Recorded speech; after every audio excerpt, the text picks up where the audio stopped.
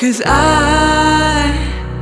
I've been thinking about it all night, trying to tell myself that just because we're gonna fight doesn't mean that we're not alright. We'll figure it out. Now we just need to slow down. Hello and welcome to another edition of Sunshine Spotlight. My name is James Campion, and I'm very happy to welcome in the leading member, the voice, the songwriter for Tedious and Brief, Jamie Jacobsen. How are you, Jamie? Hello, I'm doing well. Where now? You're from Chicago, but you guys are based also in Nashville. Where am I talking to you today? I am in Chicago right now. All right. Yeah. Now, where are you go? First of all, welcome to the festival. You are going to be now the second interview we've done specifically for someone who's playing the festival. I should ask you right off the bat, how did you find out about us? How contacted you to play? And what are your thoughts about playing it? Yeah, so my booking agent, Brandon, presented the opportunity, and obviously I'm a huge fan of the band, and so I was stoked to play, and I'm so excited. I haven't done a show in New York either, so it'll be my first time doing a show there, and I can't wait to meet just a bunch of artists, and it seems like just an amazing opportunity to just meet people and hear new music. You got it. You nailed it. It's a great vibe there. Adam does a great job. Everybody gets together, trades, inside baseball secrets, talks about great places to play, musicians, instruments. You're going to totally dig it. It's fantastic. I'm stoked. You should be. All right, let's talk about the band. Now, Tedious and Brief is interesting. That I don't know if that's an Oscar Wilde quote or it's a quote from something that life is tedious and brief. Tell me where you got that name. Yeah, so I love this question. There's a podcast called S-Town, and it's basically, there's a guy in it named John, and he makes clocks, and on the clocks he engraves little sayings about time. And one time I was listening to a podcast, and one of the sayings was tedious and brief. And I was like, at first I was like, that's a sweet band name. I should name my band Tedious and Brief. And then I was also like, it's kind of a dark but beautiful way to view time and life. And, it is tedious and it is brief. So you might as well make the best of it, right? And have fun and do what you love. So yeah, I thought it was a cool message and just a cool name in general. I'm wondering how, and I've asked all my other guests on this because for months I started this as an offshoot of our podcast that I do with Adam, of staying in touch with the artists who also played the festival previously, but also artists out there struggling because we just went through a once-in-a-century pandemic. So I just want to ask you, Jamie, was this a productive time for you? Was it a scary time? Because for a working musician, you want to be out there playing, you want to be making connections, you want to go in the studio, and none of us could do any of that then. How was your quarantine era? Yeah, man, COVID was a ride. It was. I hear artists who made complete albums or did amazing things. I'm like, that is so cool and so not my experience. It was tough, and it was weird because I had some amazing things happen to me during COVID. I moved to Nashville at the very beginning. I had just gotten married during COVID, and so really cool things were happening. But obviously, the whole world had stopped, and it was really a time for me to reevaluate what I wanted from music and what I wanted to give and how far I was going to push it. And so I wrote a few songs during COVID. One was Prodigal, that's super existential and what is our purpose? What's the meaning of all this? And that's just how I think sometimes. So, but definitely during COVID. And then, I just kind of planned for the future and hunkered down. It was okay, I know what I want. I'm gonna go for it. Why not? So it was a weird time, but it was good. Well, you'll love to meet one of the bands, Fair Hazel, which we had on the earlier program, who works with us as well, and will be here for the festival. And they too got married during the pandemic and they worked together in a band, and they also have their own side projects. So your husband's name is Parker, and I believe he's the drummer in the band. Yes. Talk about the band in general. I'm assuming you're going to do a full band performance at the festival. Yes, I am. So Parker is my husband. He drums for me, and he's part of like every decision I make, basically. Congratulations, by the way, on the wedding. Thank you very much. So, and then a guy I work with who produces a lot of my music, he'll be playing guitar for us at the show, and then we'll have a bassist as well. So just a 4-piece, and it'll be really fun. I think it's great that you mentioned the name of the band is Tedious and Brief. You mentioned how you like to, deal maybe in your songwriting with existential questions about existence and life and all that other stuff. So someone might say, like for me, someone might say, like, I'm a cynic the way I look at the world. I like to use it as more of a realist. But I'm also a satirist in a way when I write about things in the world, society, politics, culture. And I try to put a grain of humor in it.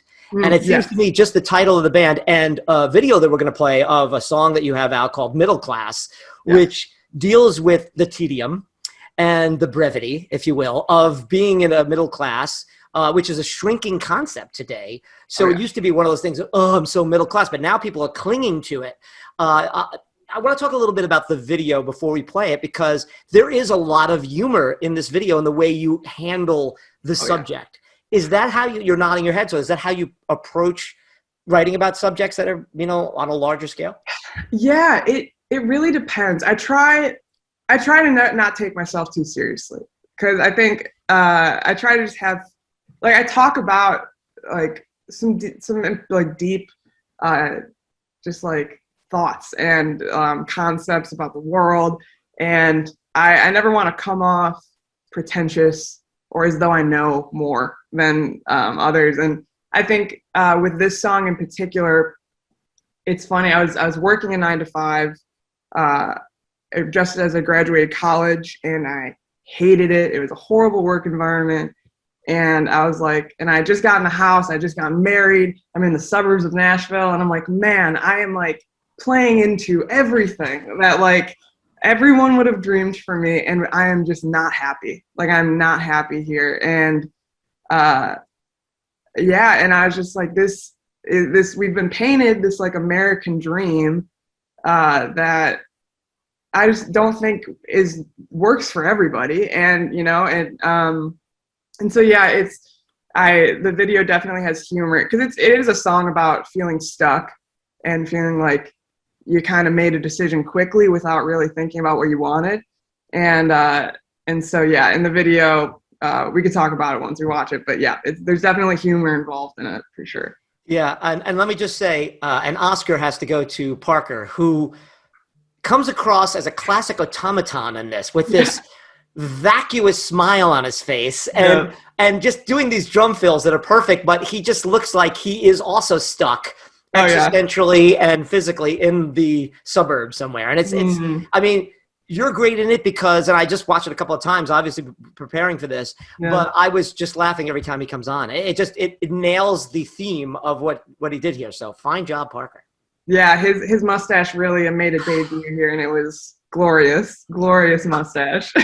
Did he grow the mustache just for the character, or he has that mustache all the time? He's been rocking it through COVID, and I'm digging it. I think everyone's really digging it, so I think he's going to keep it for a while. Yeah, he's got a little Burt Reynolds thing going, like a nice 70s thing going on. And it's funny because this video also has like a vibe of the 80s. It looks like it's coming, being played on a VHS. Really wonderful job. Let's take a look at it. Why talk about it when we can see it, and we'll talk about more on the other end of it. It's Middle Class. This is Tedious and Brief.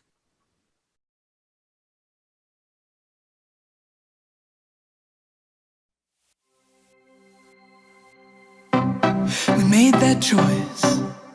Like, what else would we do? Didn't put up a fight. Fresh out of school, I swore I'd never settle for a 9-to-5. Knew that the suburbs would be the end of life, and I guess that's what you do when you hit the road fast. The foot's off the brake before you know you're out of gas, and I swore it wouldn't be just like them. The bills come flying, no choice but to buy in.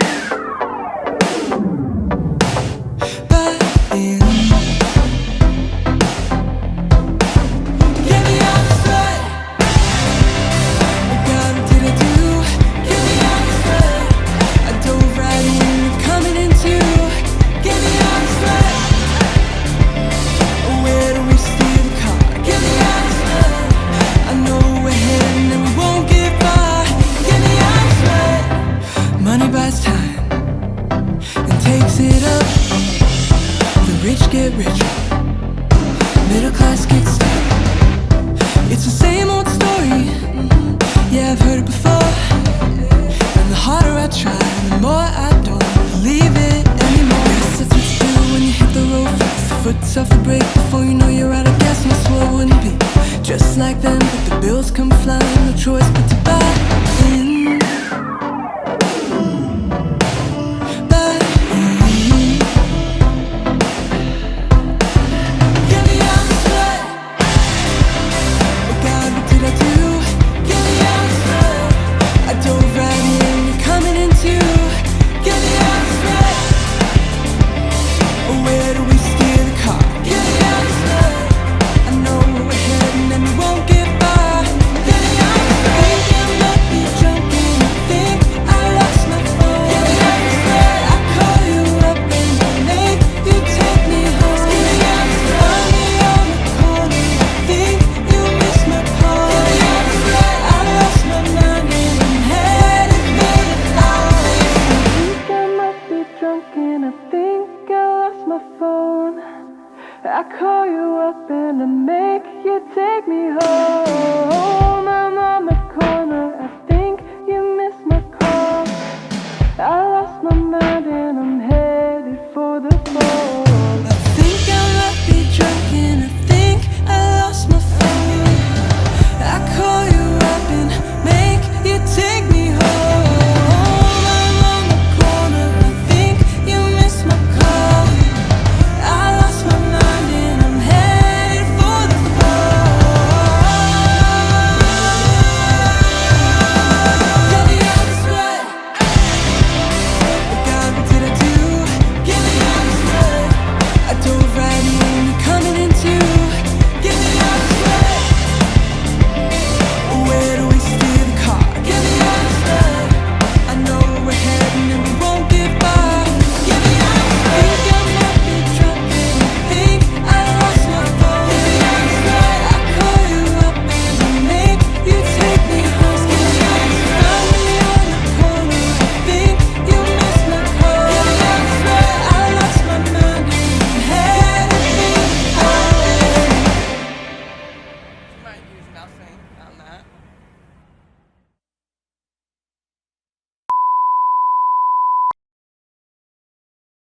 That is Middle Class, Tedious and Brief. Jamie is who wrote the song and sings there with her husband Parker is joining me on Sunshine Spotlight. So let's talk about the video. What was the creative? We talked about the satirical aspect of it and how good you guys are in it, but how did it all come together? Who worked on it with you? Yeah, so it was, we were still kind of in COVID when we were making it. And, you know, as an independent artist, balling on a budget. So we were like, hey, this song, it's about the American dream. It's about being in the middle class, always trying to save a dime here and there. So let's just like make it ourselves. And so, and we wanted it to have that like VHS look because, you know, like when I was growing up, when like the American dream was like at its peak in my life, I was like VHS was like a thing, you know? So I was like, let's do it in that style. And so, yeah, me and him just hung out in our house and tried to think of some ideas, and we made it. Did you guys just do it yourself? Yeah, the whole thing. Yep. But yeah, filmed, edited it, we acted, and our award-winning acting skills, and yeah. It's an adorable way, and I use that term, you know, positively. It's an adorable way to introduce the two of you guys and the band itself. It's Mm-hmm. but the song does have some serious chops to it. So, couple of things. You mentioned you and I had a short chat yesterday. You mentioned you're working on new music, a full record now. Tell me about that. Yeah, so I'm working towards an EP that I'm hoping will come out later this year, hopefully during the fall. And yeah, definitely working on another single as well that hopefully is coming out in the next month or so. What's that called? It's called Not That Deep. And it has some attitude to it, and yeah. It makes perfect sense. Not that deep. Don't take yourself so seriously. Yeah. 100%. Yeah. Taylor Goldsmith, from Dawes, who I interviewed for my Warren Zevon book, came out a couple of years ago. And I was plugged apparently on this show, so I'm taking another opportunity. But he did say something very funny. He said the reason why he loves Warren Zevon is that there's a new generation of people who see the importance of the environment, politics, and other things like that. But if you try to jam it down, try to proselytize or preach to anyone about it, that you lose them. So Warren did that very well, and I'm assuming that's kind of where you're, that's your go-to. 100%. Yeah, I think I feel like we just live in such a heavy time. Like we have access to everything and anything we could want. It's just like so polarized. And I think that like a lot of my generation's way of coping is through humor, like even like a lot of dark humor too.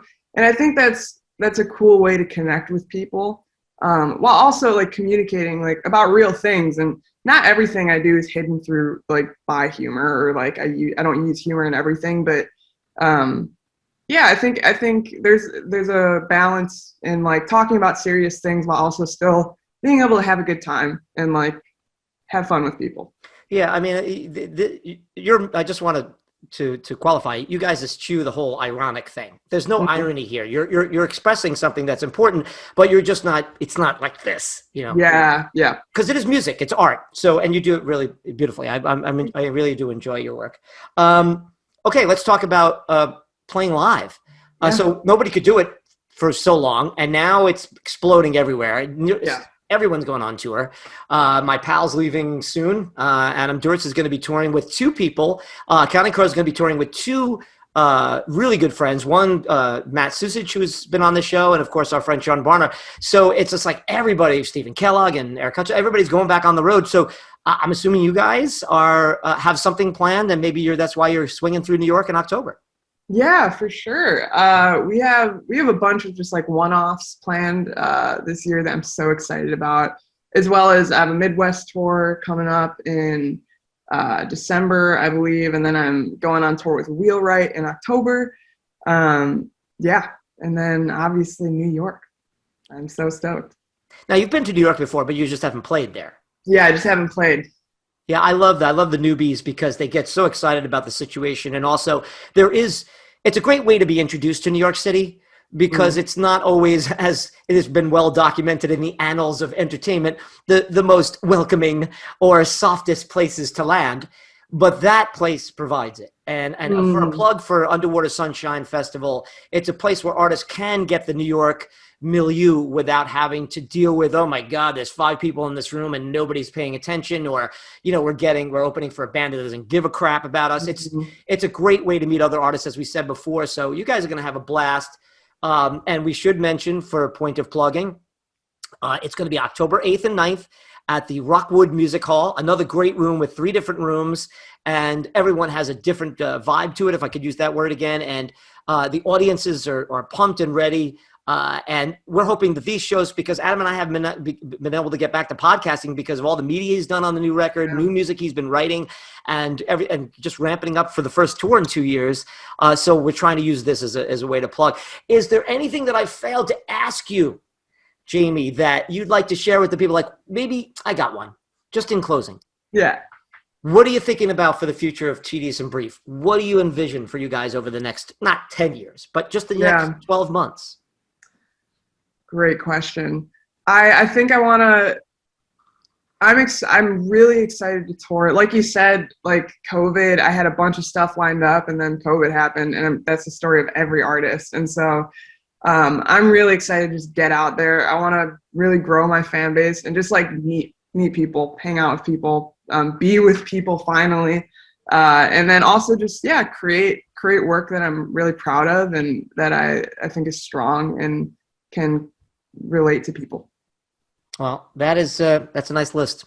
Keep it up. All right. That's all you could do as an artist. You put it out there and you wonder how it's going to come back, but meeting people, discussing your work, and hearing other artists, which is all available to you at the Underwater Sunshine Fest. So I think it's going to be a great tour. Stay safe out there. Can't wait to see you guys and meet Parker and the rest of the band in October. And anyway, this has been Jamie Jacobsen from Tedious and Brief. You guys have a great the rest of your summer, and thanks again for giving me a few minutes. Thank you so much. All right, be well. We'll see you next time on the Sunshine Spotlight. See ya.